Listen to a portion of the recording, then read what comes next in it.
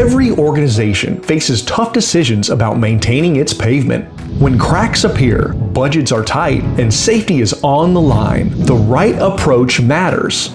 At Terracon, our process always begins on site with a thorough, data-driven assessment. Here, at one of our own facilities, you'll see the same process we use for clients across the country. Our team captures high-resolution imagery and digital data to build a complete snapshot up to 100% of the paved asset. No guesswork, just objective insights that drive confident decisions. We use the Pavement Condition Index, or PCI, to rate each surface, mapping visible distress and recording imagery for analysis. It's an objective, repeatable process that helps uncover where attention is needed most. You'll also hear from Andrea, who will share examples of how this same assessment approach has helped clients tackle complex pavement challenges, balancing safety, budgets, and long-term planning.